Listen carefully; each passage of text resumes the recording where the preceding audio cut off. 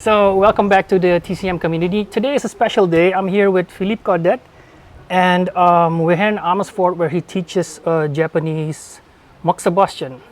Yeah. And I read that you're specialized. You don't do any acupuncture anymore, or No. Indeed, yeah, it's something that sounds strange nowadays. Okay. Indeed, I began my career as a acupuncturist. yeah. Then during 10 years, I was doing acupuncture, and right, the typical needling. Okay. But more or less 13 years ago, Japanese Moxibustion entered in my life. Then I discovered that, wow, it was a dimension that I didn't know, and I can develop and work hard for that. And I decided to stop needles. Then I decided to stop needles just to show to the people. And also, I wanted to know if it was really what the classics said, no? And I wanted to know if really all what they say was right. Then one option was, okay, stop and try. And evidently, there are situations that you need to replan, no? Yeah. Fortunately, I was not alone. You know, You were not I had alone. masters. Okay. I had Japanese masters. Yeah. That helped me a lot in the development of Yeah, this. No? yeah, of course, because that's the way usually they work with master to student. But then you took it to the extreme. You went to Japan to study this. Yeah.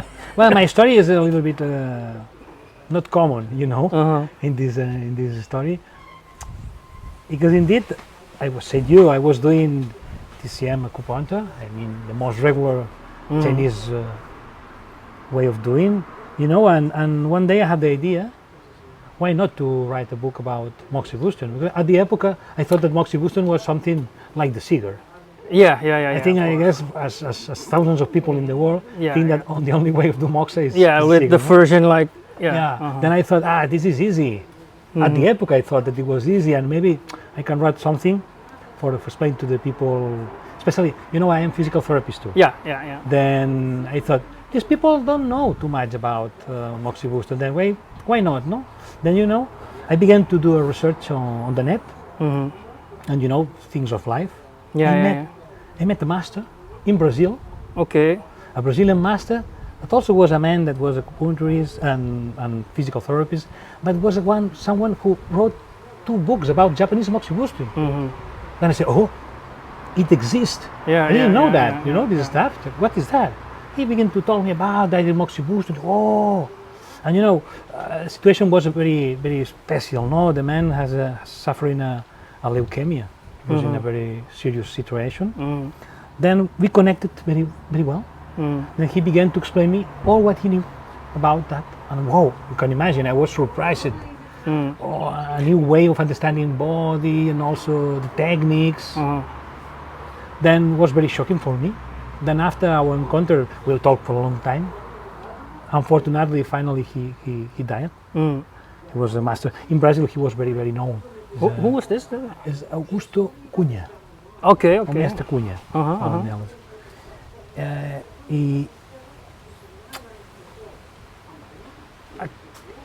Sorry, I am talking about now. I'm thinking about in Portuguese. You know, I try to not connect with the Portuguese. I talk Portuguese and it's okay. Then this man introduced me to this amazing world. I think that he opened a window, but it was a kind of online relation because we talked through the Skype. You know the Skype? Yeah. Skype. Oh, this is way back. It existed. This is back. Back then. Okay. Then what happened? After this meeting, I began to have dreams. A lot of dreams.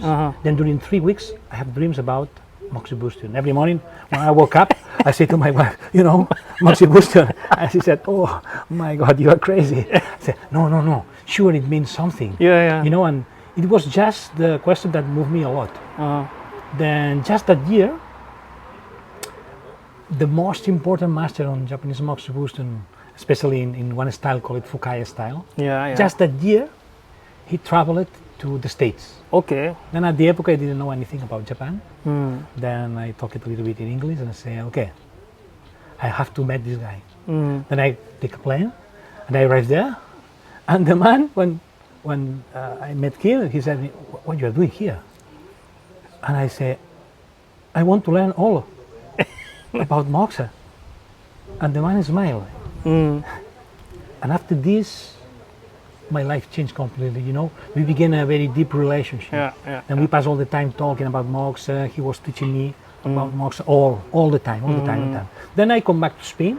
This is Master Fukushima. Tetsuya Tetsuya Fukushima. Tetsuya, yeah.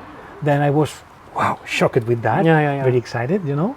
Then I come back to Spain. I came back to Spain and I work a lot with all what I did in 10 days. 10 days, it's not, it seems not a lot, but when you pass all the day this, I go inside. Yeah. Then I work a lot. Then as much I work, more doubts I had. Okay. You know, it's normal. You're enthusiastic, then you begin to try to do more and more and more. Then you have more doubts. Then what happened? You know, I had to find the answers myself. At the beginning I thought this. I tried to explain me what was happening there. But you know, this is not always is a good idea. Because you can do mistakes, of course. Then finally, when my bag of doubts was extremely full, I said I have to go to Japan to meet him. Then it was the first time I visit Japan. I visit there, and I say, I need to talk with you to be sure that what I am doing is fine or not. Then I explained him as I can all what I was doing. Then the man was, like he said me something like, wow, you put words to something that we never put words. Okay. Indeed, his way of teaching to me was extremely traditional. I mean, we had not too much conversations. Indeed, we always were for working. Then he made demonstrations for me, and I repeat what he suggested, and after he correct with very gentle and light way, you know. And we pass in this relation because I begin to travel to Japan every year to be with him and learn and absorb. No? That's great. And we pass 12 years of relation with that. And unfortunately, 1.5 years ago, he died. He died suddenly. It was a heart attack. It was something very, very painful for everyone. We never expected this. But you know, this is life, and life is crazy sometimes, you know. Then I was preparing a book, the first book about Fukaya Q in English in the world. Indeed, it was my experience of 10 years working and studying with him and with the son of Fukaya, Hideo. Then I asked him to do the prologue. You know, he wrote the prologue for me. And you know, there's something that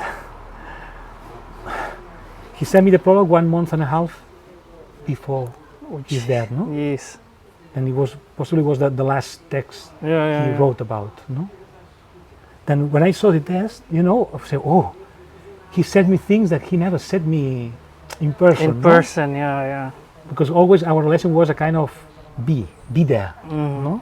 We didn't need really the words. Then you can imagine how I feel me very touched, no? Wow, he considered me that there had been a big development, and okay, man, this is your turn, and you are doing very well, and sure you come back to Japan with all that, and you will teach to Japanese people, these kind of things, no? Then you think, wow.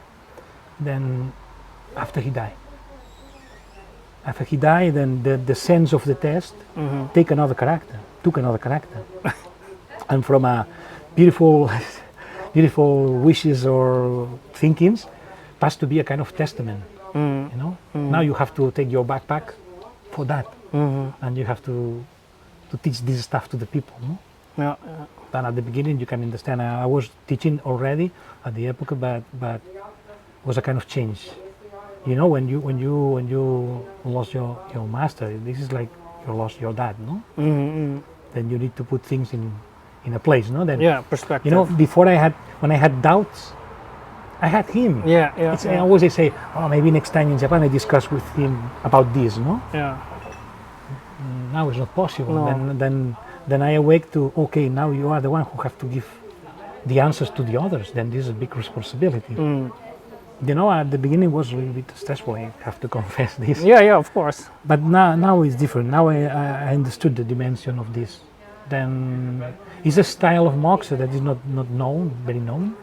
But all this fear of Japanese moxibustion is not known. You know? I mean, some people are teaching Japanese stuff, but especially they are teaching the idea of moxibustion for complete acupuncture as a complement. You know? Yes. And in this case, Fukaya Q it's a practice of only Moxibustion. I mean, it's another kind of thinking. Our focus is very, very specific. And sometimes it's not the same as when you use Mox as a complement, okay? When this is your unique tool, our thinking about the body is a little bit different. I don't know if we enter in technical stuff, but Yeah, you could say, yeah. indeed is a style that is centered in the stagnation of qi and shui. Then we see and we say that it doesn't matter which disease you have, or which syndrome you suffer, or what's your condition. Always humans produce, is a method of adaptation, stagnations of qi and shui. So it doesn't matter if it's deficient Doesn't matter. or cold or warm disease. It doesn't matter, because a part of this, your body generates stagnation of qi and shui. This is normal.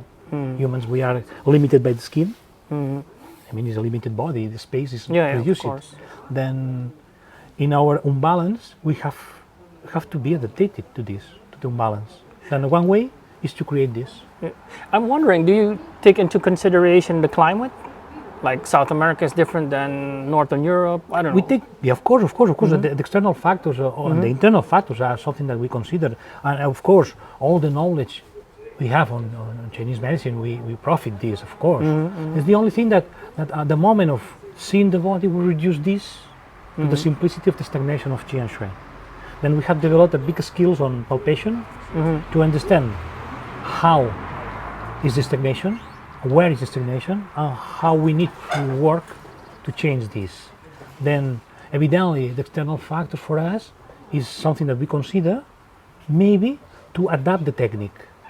Maybe we consider the number of cones, maybe we consider the density of the cones. You know, there is one stuff very, very different than acupuncture. Acupuncture, if you want to practice acupuncture, you open the blister and you have the needle. In our stuff, it's not possible.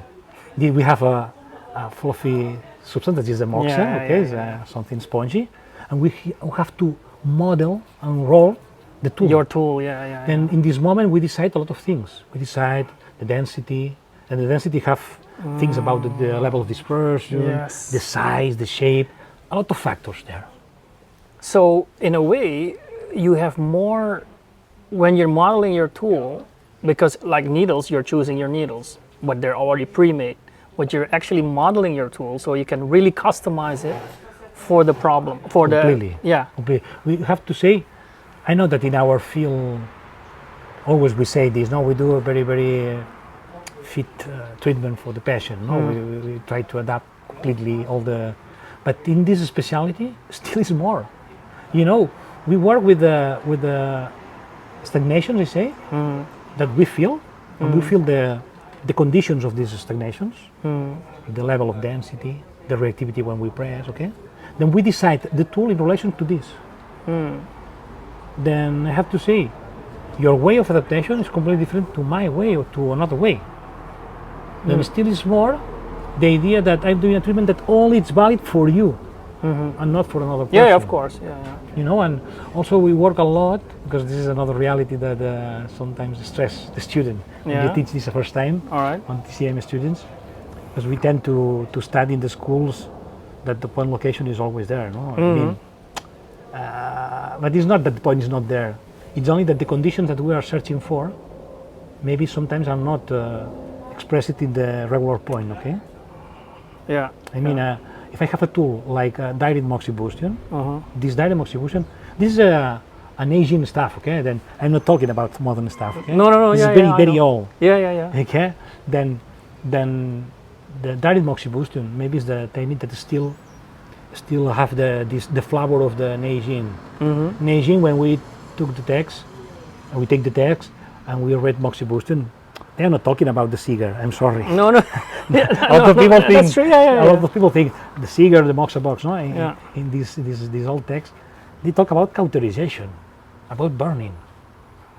You know, then they have a very specific definition of the point. And on the old times, the point was something conceived as a mass, as a density there, different than other places. Yeah. Japanese, they say the hikon. Hikon is the strange thing that you feel there. Okay. Then it's very, very curious this. Then, well, they feel something strange. They felt something strange, and it was very logic to put fire to change this. Yeah. Okay, this is the whole understanding. Then still we drink from this source. We drink from this source because the words that these people said in the past are valid now, because the body has not changed. It's the same body. Has changed our habits, our societies. It's true. But the design, has not changed. Then it still is valid to try to find these stagnations in the body and try to change. Then moxa seems the better tool for do this kind of change in this level of qi and blood stagnation. Okay, indeed. Technically, okay, if we talk about the qi stagnation, evidently it's better and more easy to work with the idea of the needle. It's more exact. Needle. I don't know who will listen this, but the whole of TCM community will listen. But in the old times we have the radio. The radio. Yeah.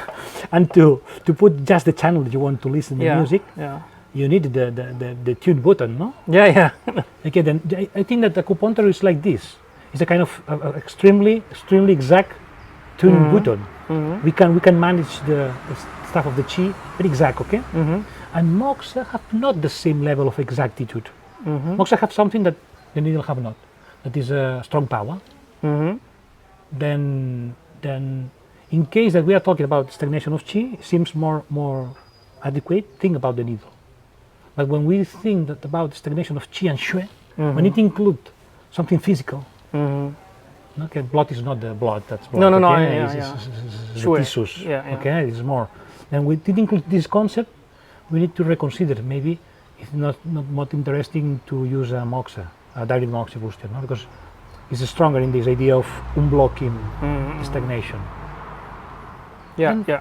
So it's a matter of choosing your frequency, right? Choosing the right frequency. But I think that this is more delicate or more exact, millimetrically talking. The idea of needle, no? You can do big work with the needle. It's true.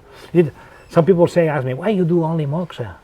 No, they ask me, no, and I am very conscious that acupuncture and moxa must be in the same level.